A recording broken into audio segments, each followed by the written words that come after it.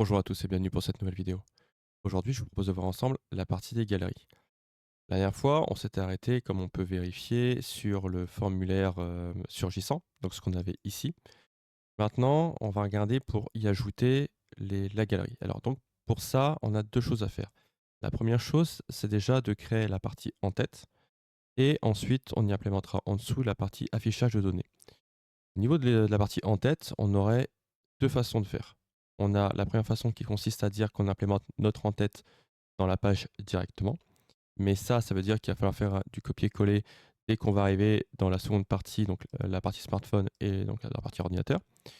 Sinon, on pourrait donc très bien faire ça dans un composant réutilisable et directement implémenter ce composant dans nos pages. Et du coup, ça nous évite le copier-coller, hein, tout simplement, hein. Donc, d'ailleurs, peut-être la chose qui serait le plus intéressant à faire. Grosso modo, là, je vais partir sur la partie composants réutilisables. Mais si vous voulez faire ça dans votre page, sans passer par ces composants, c'est exactement la même manip. La seule différence que vous ne passez pas donc dans le composant, vous restez bien dans les écrans. Donc dans notre cas, on avait donc la partie bandeau ici. Donc le bandeau, grosso modo, il fait la longueur de notre galerie, à la différence près qu'on a le menu. Donc si on part là-dessus, on a un bandeau qui fait donc 1366 de large et le menu doit faire, ouais, il fait 100. Donc ça veut dire que notre galerie actuellement, elle fait 1266, qui accessoirement est vérifiable en cliquant dessus. Voilà, 1066. Donc on peut partir là-dessus. Donc là, soit donc on va créer un nouveau composant. Donc ici, le composant, on va l'appeler donc composant tab header, par exemple.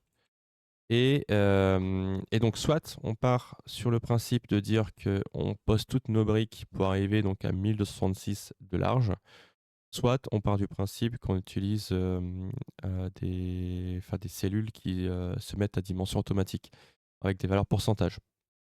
En vrai, pourquoi pas, hein, ça peut limite être mieux. Bon, déjà, donc le composant est créé. Donc, à partir de là, ce qu'on va faire, c'est qu'on va donc lui attribuer donc la largeur max, à savoir donc 1266.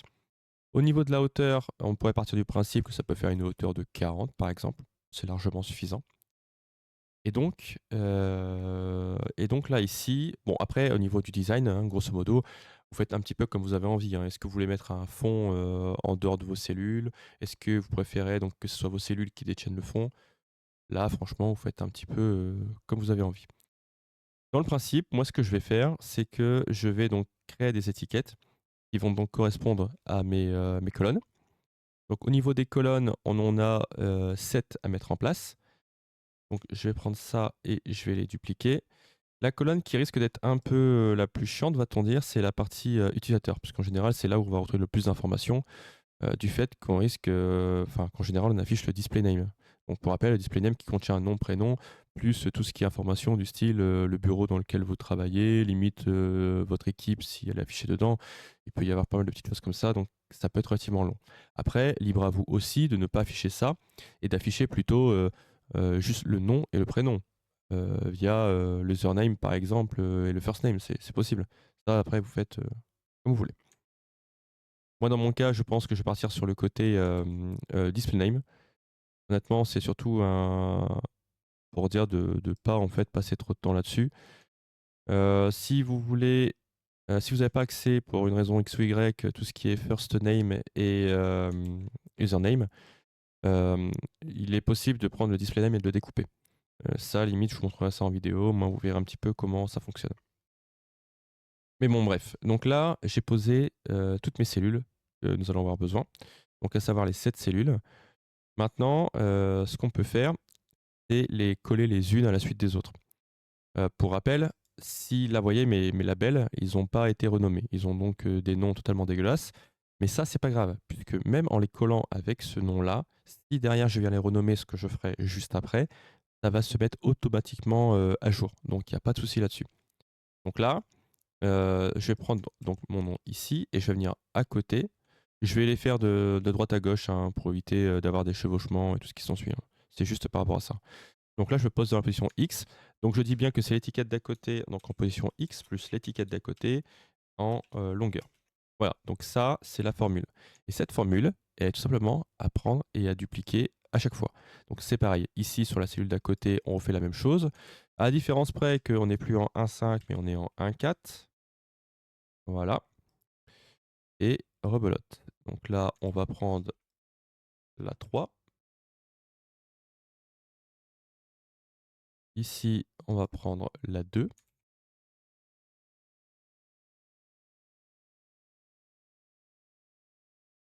Donc là, la 1.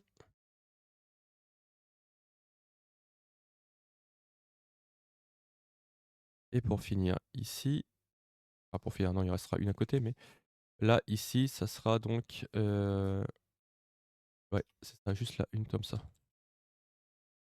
Et donc, il me semble que donc, si vous avez un doute, vous pouvez le voir, c'est, grâce au X. Vous voyez que quand vous avez une formule mathématique derrière, le champ se grise, vous voyez? Et vous avez le FX qui apparaît accessoirement quand, vous passez votre souris dessus en survol comme ça, vous voyez? Mais, sans passer la souris, en fait, vous le voyez. Regardez le 1 par exemple, je suis sur une cellule blanche parce qu'il y a pas de FX, je peux modifier directement ici. Sur, le suivant, bah, vous voyez qu'il y a du FX, hein, on le voit, hein, donc, voilà, c'est un petit moyen visuel si vous voulez éviter de, de regarder tout en fait, hein, pour le coup. Donc ça, on a donc, nos en-têtes qui sont posées. Maintenant, ce qui serait intéressant, avant de les redimensionner, c'est de voir dans quel ordre on va afficher ça. Limite, pour la première en-tête, l'en-tête 1, on pourrait très bien afficher, le statut, par exemple. Au moins, on aurait directement un visuel sur, l'état du device et en limite, on pourrait même mettre dedans un petit badge, pour afficher, l'état avec un petit côté sympa, on pourrait dire. Donc on a le statut. Derrière, on pourrait très bien afficher la désignation. Voilà. Donc pour rappel, la désignation, c'est pour savoir un petit peu, est-ce que c'est un ordinateur ou un smartphone? À savoir que j'en profite, vu qu'on parle désignation, puisque pour rappel, la désignation est présente dans un des formulaires que nous avons enfin dans un des référentiels, pardon, que nous avons côté, à savoir le modèle. On a donc un premier référentiel de marque et derrière, on a un référentiel de modèle qui lui est lié. Et ce référentiel de modèle est lié derrière à notre liste gestion des devices. Mais si vous n'êtes pas au courant de la chose, quand vous êtes sur le SharePoint ici, vous pouvez très bien aller dans la partie paramètres de liste et on a donc notre champ, enfin nos 2 champs qui sont des champs recherche ici. Ces 2 champs sont nos champs référentiels. Si on prend par exemple le modèle actuellement, on affiche juste, la désignation du modèle, par exemple, les K12. Mais il est possible d'autoriser donc plusieurs valeurs.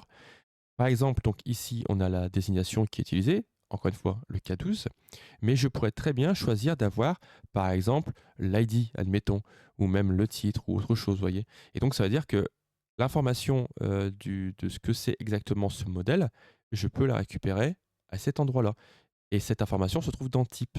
Donc, si je prends type et que je l'affiche, je vais avoir directement la valeur de mon appareil sans passer par une colonne à côté, comme ce qu'on a fait en fait juste à présent. Donc vous voyez par exemple, j'ai le modèle qui est là, les K12, les 16 Pro, et à côté, j'ai qu'est-ce que c'est exactement? À savoir un smartphone. Et ça, c'est récupérable.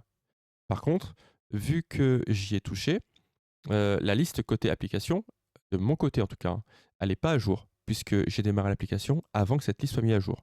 Donc ça veut dire que derrière, je suis obligé de retourner dans ma liste, donc là, dans les modèles, et de faire actualiser. Donc les 3 petits points actualiser, ou clic droit, actualiser. Si j'aurais pris l'option de faire un F5 pour dire de recharger l'application, ma liste aurait été automatiquement à jour.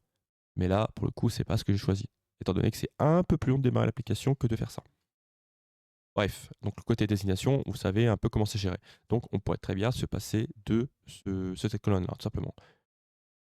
Alors maintenant, pour la suite, donc on a la désignation. On pourrait très bien imaginer que derrière, on pourrait afficher, par exemple, donc la marque, comme là, voilà. À côté, bah, le modèle, hein, tout simplement. On pourrait très bien aussi, donc là, il nous resterait la localisation et l'utilisateur sans compter la date. Donc là, on pourrait très bien dire, bah, on affiche, tout simplement l'utilisateur. Donc la personne qui est, en possession de l'appareil actuellement. On aurait donc la localisation, comme vous voulez, hein, localisation, bureau, là-dessus, je vous laisse gérer comme vous avez envie, hein. et évidemment la date d'attribution. Voilà. De ce côté-là, donc on a nos champs qui sont posés. Maintenant, si on regarde donc côté utilisateur, on a, donc un champ de 150 et si on le bascule en 400, on est un poil trop grand. Donc après, c'est aussi ça l'inconvénient de passer par des valeurs, pourcentages sans rien calculer avant, c'est que forcément, on peut avoir des cas où ça déborde et là, pour le coup, ça déborde pas trop. Donc on pourrait dire que ce côté-là est pas mal. Limite, comme j'ai dit tout à l'heure, étant donné qu'on est sur un display name dans le cas qu'on a là, le statut, donc à savoir, c'est un truc du style, est-ce que c'est fonctionnel ou pas? Donc ça va être quelques mots. Donc ça, limite, on peut très bien le basculer sur, un 100, il n'y a pas trop de problème là-dessus. La désignation, limite, on pourrait l'augmenter, ouais, même pas, on pourrait très bien le laisser comme ça, je pense. Normalement, il y a pas de souci là-dessus. Comme ça, on bascule ça là. Ici, donc la date, la localisation, on pourrait peut-être basculer la date sur un format 100, enfin sur une largeur 100 et donc ça veut dire qu'ici, on pourrait basculer sur 250 peut-être? On est peut-être un peu gourmand. J'ai rien calculé du tout, hein. Honnêtement, j'y vais totalement au feeling, hein. Je pense que ça se voit un petit peu, hein. Après voilà, pour ceux qui se posent la question de comment on gère le cas où on a des valeurs comme ça, ce qu'il est possible aussi de faire, c'est qu'après on peut très bien faire des divisions pour obtenir donc, des valeurs via des variables, ce genre de choses. On peut très bien utiliser après, des longueurs en pourcentage, c'est possible aussi. Donc, une longueur, basée sur le parent. Au moins ça vous évite de faire des calculs à l'arrache comme ce que je viens de faire là. Si pas, bah, après vous pouvez très bien donc les placer sans les coller et ajuster les longueurs, de vos éléments, à la main quoi, hein. C'est tout à fait possible. Donc là, on a ça. Heu, pour le côté, en tête, on va lui mettre donc une petite bordure. Donc au niveau de la bordure, on va limite par exemple une bordure peut-être de 1. Si c'est trop léger, on essaiera de changer ça après. Donc on a une bordure, la bordure, on va lui mettre une espèce d'anthracite. À côté de ça, on pourrait dire que le fond, on va lui mettre un gris assez clair peut-être. Voilà, par exemple, quelque chose comme ça. On pourrait aussi imaginer qu'on récupère tout pour info, c'est du contrôle-clic, hein, ce que je viens de faire, hein. Donc vous maintenez CTRL gauche, enfoncé et vous cliquez sur les éléments. Donc on aurait ça, on pourrait aussi s'amuser donc par exemple à centrer nos en-têtes, voilà, pour avoir quelque chose de ce style-là. C'est pas trop mal, va-t-on dire? Donc comme ça, on a notre en-tête. Maintenant, donc ça, on pourra s'amuser à renommer. Donc pour rappel, donc on a le label 1 pour le statut, donc label, tab, en fait, c'est, enfin le tab, si je l'écris comme ça, c'est pas, pour tabulation. C'est parce que, au niveau dev, les tableaux sont réalisés avec une balise qu'on appelle la balise table. Donc c'est un TABLE, hein, pour info et donc du coup, je prends juste les premières lettres pour, l'abréviation, en fait, tout simplement. Donc on a le tab et ensuite on pourrait partir côté, status, donc à l'anglaise. OK et donc là, le fait de faire ça, comme vous pouvez voir, ça m'a mis mon Y à 40. Pourquoi? Parce que, tout simplement, c'est un des soucis qu'il y a, un petit bug, quoi. Donc là, on va refaire ça ici. Donc on reprend donc le tab avec ça. Donc là, pour le coup, ce que je vais faire, c'est que je vais juste copier ça pour te dire de gagner du temps et donc là, on a la désignation. Si voilà, si ça recommence à faire ça, c'est pas grave, je m'en occupe de replacer tout après. Donc là, ensuite, on aura donc les marques. Ici, donc pareil avec le modèle. À côté, on a utilisateur. C'est quand même rigolo de constater qu'on a un décalage qui se crée comme ça avec les composants. Là, on a localisation. Et pour finir, on aurait donc date. Voilà. Et donc tout ça, on va les replacer donc sur un Y à 0. Voilà. Donc comme ça, c'est OK. Si jamais vous posez la question, est-ce qu'il n'est pas possible de gérer tout ce qui est X, Y, les longueurs et les hauteurs via par exemple un JSON? En principe, on pourrait, en dev classique, sous Power Apps, on ne peut pas. Je vous montrerai un petit peu pourquoi on ne peut pas dans une prochaine vidéo, les petites choses qui devraient être possibles qui ne le sont pas ou ça bug totalement, hein, pour le coup. Bref, donc là, notre truc est créé. Donc là, maintenant, on pourrait tout simplement l'implémenter. Alors pour l'implémenter, donc déjà ici, on est, un poil trop haut, parce qu'on n'aura pas la place par rapport au bouton. Donc je vais juste le descendre un petit peu pour l'instant. Ensuite, je viens donc dans personnaliser, je récupère mon en-tête et donc je peux me l'afficher ici. Alors si vous voulez, on sait que le menu a une largeur de 100.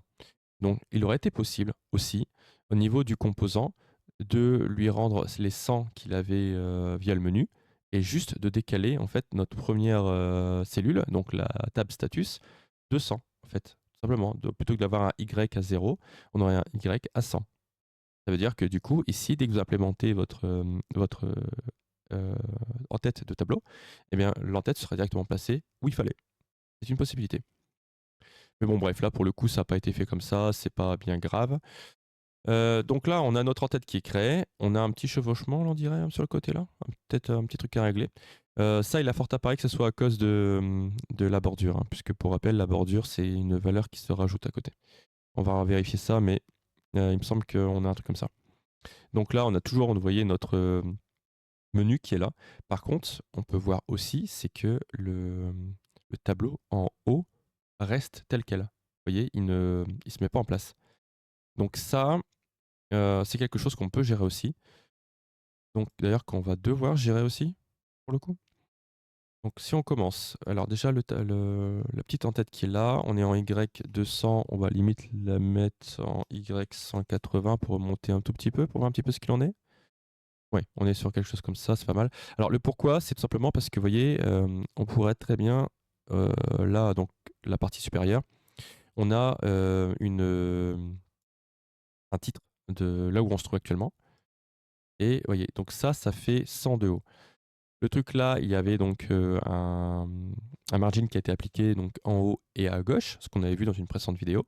Donc là, si on voulait s'amuser avec le bouton, par exemple, on pourrait très bien dire que le bouton, on le place par rapport au carré. Vous voyez, donc là, je me suis centré au niveau du carré. Et c'est tout simplement pour ça que je l'ai placé, hein. C'est pour faire un moyen un peu plus rapide de le placer, tout simplement. Là, ici, on pourrait se placer peut-être sur un truc comme ça. Voilà. 80, c'est plutôt pas mal. Et au moins, on est tout bon. Donc là, notre tableau, on peut le replacer correctement. Vous voyez qu'on a un petit écart avec le formulaire. Alors, le formulaire, ce qu'on pourrait faire, par exemple, vous voyez là, par exemple, je ne peux pas le sectionner, hein. Ça devient un peu galère. Je peux cliquer dessus, mais vous voyez là, je peux pas. Je clique là-dessus, je ne peux pas y accéder directement comme ça. Je vous l'ai dit dans la vidéo où on l'a mis en place. Il faut vraiment faire attention quand vous le placez la première fois.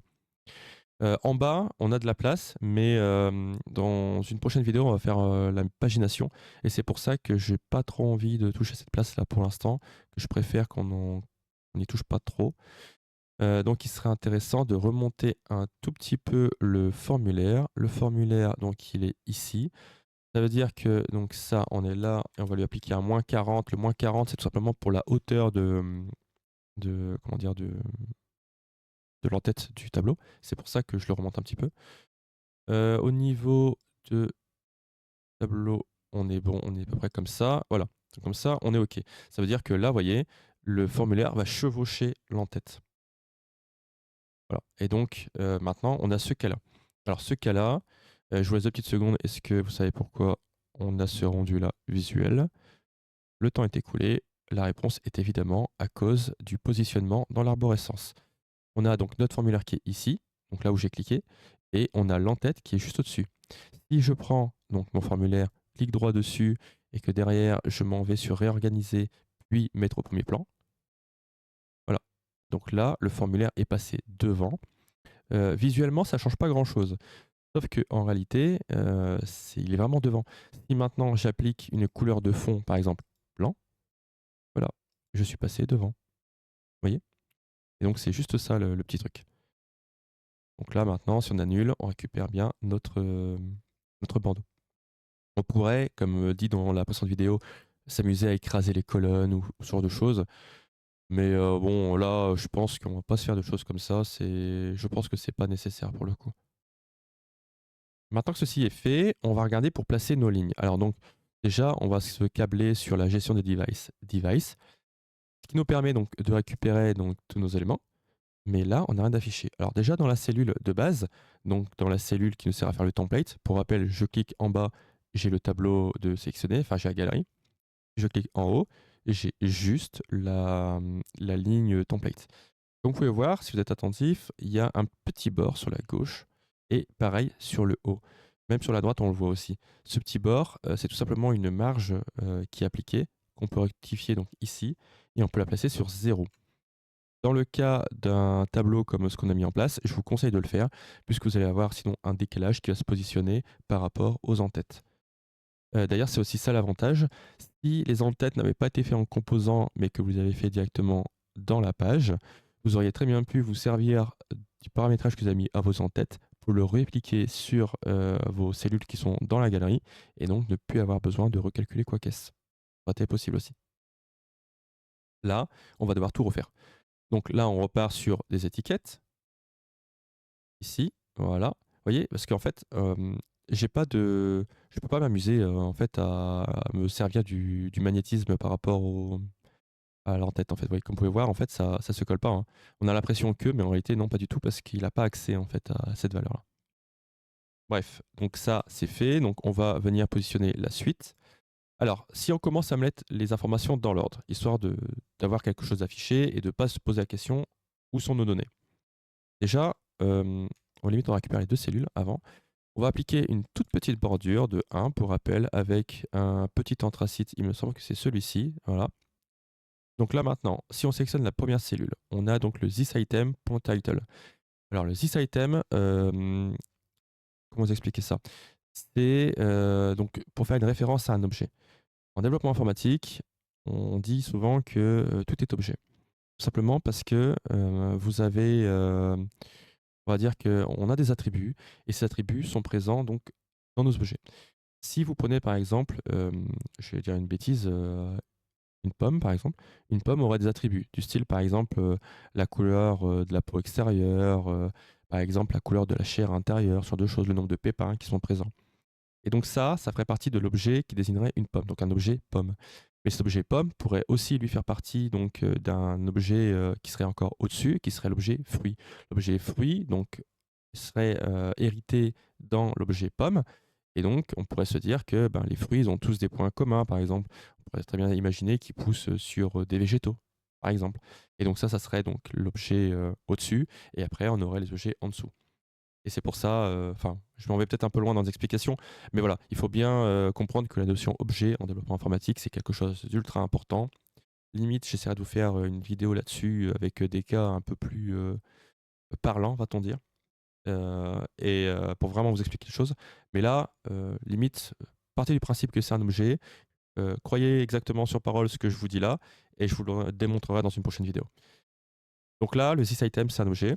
On va faire donc le point dessus et on a accès à toutes les informations qu'on a derrière, donc tous les attributs qu'il y a derrière réellement. Si maintenant on va chercher le status, on l'a. Donc ça, c'est OK. Maintenant, on pourrait très bien prendre, la suite, la désignation. On la récupère là comme ça, voilà. Donc là, on continue, on va chercher la suite.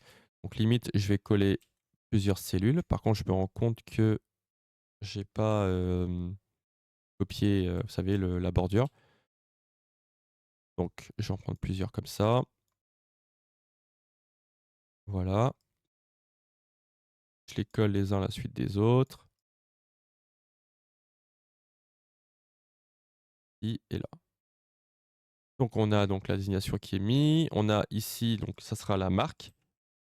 Alors la marque, pour rappel, c'est un référentiel. Donc ça veut dire que marque est là aussi un objet.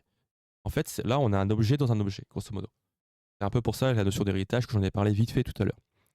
Donc là, si on regarde, donc marque, étant donné que c'est un objet, ça veut dire que marque a là aussi des attributs. Donc si je fais un point sur marque, j'ai accès donc au value et à l'ID. La value, c'est tout simplement ce qui a été rentré dans le SharePoint initialement pour savoir la valeur à afficher. Pour rappel, c'était désignation. Donc la value fait référence à désignation dans la liste des marques. Et donc, ça veut dire que maintenant, dans le modèle, si on s'en va dessus, on est là encore une fois sur un objet, dans un objet. Donc, c'est-à-dire que modèle a des attributs derrière. Une nouvelle fois, value et ID. Value fait aussi référence à désignation dans la table modèle. et donc on récupère notre valeur comme ça. Pour rappel, on a sur modèle, on a affiché aussi tout à l'heure le type. Donc là, ça, est-ce que c'est un smartphone ou un ordinateur? Si maintenant on veut afficher ça, donc sur modèle, quand on est en train de taper dessus, ouais, j'ai oublié de mettre à jour ma liste, effectivement. Donc là, on est sur le modèle. Non, c'était la gestion des devices que j'ai mis à jour tout à l'heure. Voilà. Donc là, est-ce qu'il va me le proposer? Voilà, donc j'ai modèle de point type. Et donc ça, c'est pour afficher le type d'appareil. Donc, encore une fois, on est sur un objet dans un objet. Donc, point, et on a une value et un ID. La value, par contre, ça fait référence à la colonne type, pour savoir est-ce que c'est un smartphone ou un ordinateur. Voilà, simplement.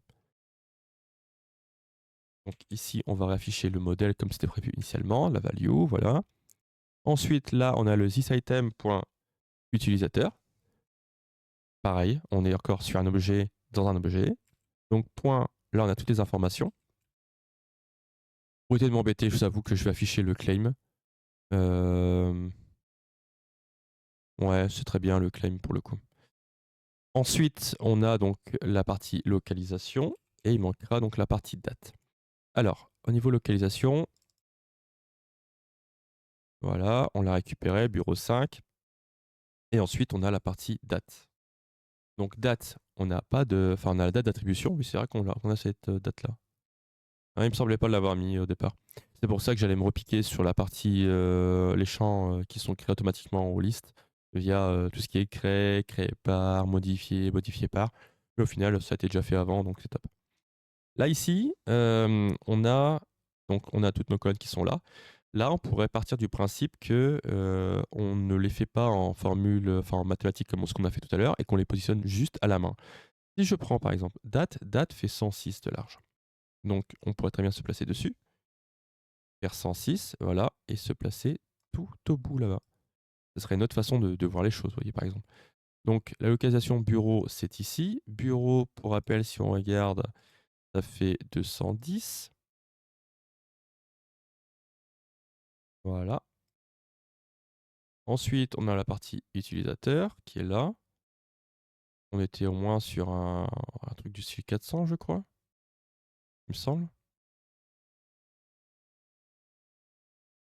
Voilà. Le modèle, bah, c'est pareil, on était sur peut-être un 150, ça a vu le nez? Ouais, on était sur un 150.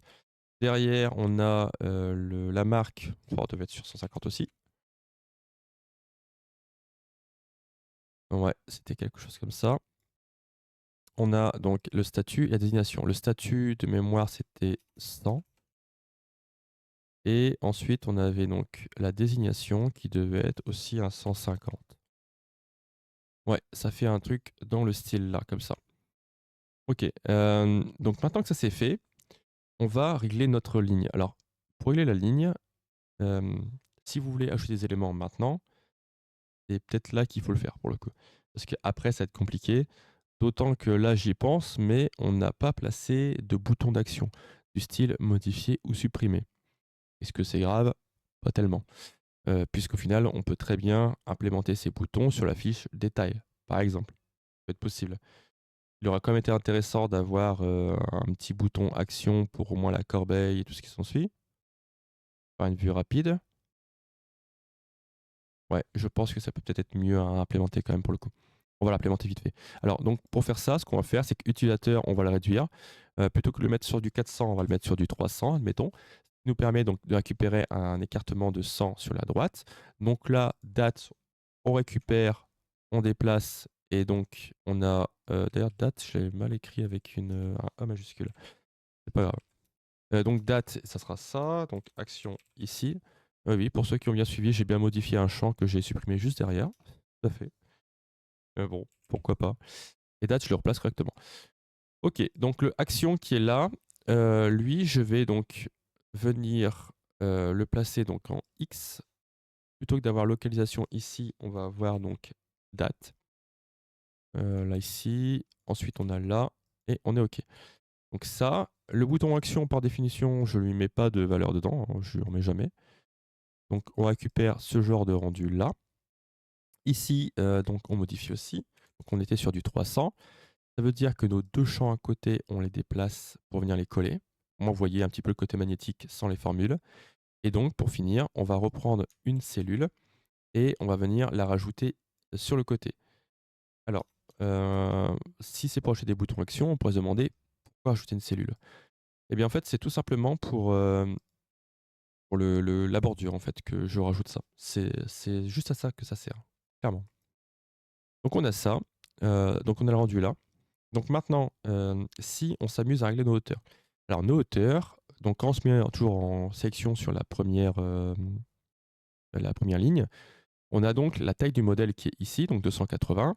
Donc ça, on s'amuse à dégager tout et limite, on pourrait mettre 40 par exemple. Et voilà. Et donc avec 40, on a mis en place, nos lignes correctement. Là actuellement, pour rappel, on n'a pas de pagination, on n'a pas tout ça, donc ça veut dire que s'il y a 5000 éléments, on va afficher 5000 lignes. Bien sûr, il y a un scroll qui sera automatiquement mis en place, qui fait qu'en réalité, on aura des petites requêtes qui vont partir pour récupérer nos 5000 lignes au fur et à mesure qu'on avance. Mais là, on peut afficher 5000 lignes, 10 000 lignes, comme on a envie, hein, c'est pas du tout géré. Donc là, la dernière chose qu'on va faire, c'est qu'on va rajouter 2 boutons. Un bouton, d'édition et un bouton de suppression. Ils seront que partiellement câblés et on verra la suite dans une prochaine vidéo, comment on peut faire pour gérer donc la suppression avec une pop-up et surtout comment on fait pour gérer la modification en se recablant sur un formulaire déjà existant. Donc là, on se replace donc sur la première ligne. Limite, pour du confort, on pourrait très bien augmenter, vous voyez, comme ce qu'on avait avant. Voilà, au moins on se replace correctement sur la première ligne. On s'en va sur insérer. Alors ici, naturellement, on pourrait penser au bouton. C'est une possibilité. Vous pouvez faire avec un bouton ou vous pouvez très bien faire avec, une icône. Pour rappel, les nouveaux boutons quand vous activez les designs modernes, vous pouvez implémenter, une icône dedans, si jamais vous voulez faire comme ça. Et après, si vous êtes de l'ancienne école, vous pouvez très bien, en fait, créer un bouton de toute pièce avec des icônes imbriquées dedans, via un chevauchement de boutons, invisibles par-dessus. Enfin, avec la propriété visible qui est ici d'activer, mais bien évidemment, mais ça veut dire qu'il aura un fond, transparent, il y aura pas de bordure et cetera pour que visuellement on ne le voit pas, mais que réellement il soit présent. Donc c'est une possibilité. Donc là, ce qu'on va faire, on va chercher donc 2 choses. On a donc, il me semble, un crayon, non? Ou un stylo? Pas de stylo. Je sais plus c'est quoi le nom que ça porte dans l'application, mais on a 2 icônes, donc là, on a la petite molette, non, c'est pas ce qui intéresse. Le dessiner, non plus. Oh, il y a une petite icône de crayon normalement, faut juste, voilà, modifier, OK. L'icône s'appelle juste modifier. Donc on a ça. Ensuite, on va implémenter une deuxième icône qui sera donc ici la corbeille. Voilà, donc pour le côté suppression. Donc ces 2 icônes, on va les prendre, on va les redimensionner en taille 30 par exemple, c'est plutôt pas mal. Voilà, ici donc notre cellule elle fait 100 de large. Nos icônes font 30, ça veut dire que fois 2, on arrive à 60, il nous reste donc 40. Donc on pourrait très bien se dire qu'à partir de là, vu qu'il nous reste 40, on pourrait mettre par exemple 20 entre les 2 icônes. Donc ici, on pourrait donc déplacer à 40 et ça veut dire qu'il y aurait 10 de chaque côté des icônes par rapport à notre, comment dire? Notre cellule. Donc là, vous voyez, en fait, on s'est automatiquement placé au centre via le magnétisme. Le problème, c'est que du coup, bah, là, en termes de Y, on n'est pas bon, donc on va se placer sur un Y5. Pour rappel, je suis en focus sur les 2. Si vous voulez, on peut très bien s'amuser à modifier l'icône de la corbeille pour avoir, par exemple, une espèce de rouge. Là, pour le coup, j'ai pris le fond, donc ça marche moyen. Donc une espèce de rouge comme ça, par exemple. Peut-être un truc un peu plus foncé. Voilà. L'icône modifiée, ben, on peut très bien laisser en bleu ou si vous voulez, on peut très bien la modifier pour mettre un anthracite, par exemple. Même un bleu bien pétant, ça peut être sympa aussi. Voilà. Et donc, on va remplacer notre ligne sur une ligne A40. Voilà, comme ça, on a notre galerie d'affichés. Maintenant, si on veut câbler les 2 icônes, donc les 2 icônes, on a ici donc le formulaire. Alors, on a ici, on a le formulaire donc, qui est sur la droite qu'on va réutiliser. Et pour la partie smartphone, on aura donc le formulaire qu'on a créé dans l'autre page. Ici, dans la galerie qu'on a là, on a des choses qui ne devraient pas être affichées, comme on a des smartphones d'affichés alors qu'on est sur la partie ordinateur. Ça fait partie du filtrage qui sera mis en place mais on va voir ça dans une prochaine vidéo, parce que justement, c'est là où on va commencer à toucher à tout ce qui est les filtres, peut-être la pagination en fonction de la taille de la vidéo et voilà. Donc ça, on évite d'y toucher pour l'instant. Mais sachez que pour cette page-là, on va passer par des variables plutôt que directement de transférer. Ici, au niveau de la suppression, on pourrait très simplement passer par, un delete, ce genre de choses. Le problème, c'est que si on fait ça, on n'a pas de pop-up, vous savez, de suppression. Donc vous faites un clic, ça supprime, hein, il n'y a pas de demande de confirmation. Et donc c'est pour ça qu'on va, du coup, passer par, une pop-up. Vous voyez, si je fais par exemple un remove dessus, donc la collection, bah, pour le coup, ça sera directement la liste en question et l'élément, ça sera donc le this item, tout simplement. Donc ça, c'est une des possibilités, mais encore une fois, il y a aucune confirmation. Donc faites-y attention si vous l'utilisez. On va s'arrêter là parce que du coup, ça fait quand même 35 minutes, j'ai beaucoup blablaté là-dessus et je vous dis à très bientôt pour la prochaine vidéo. Allez, salut!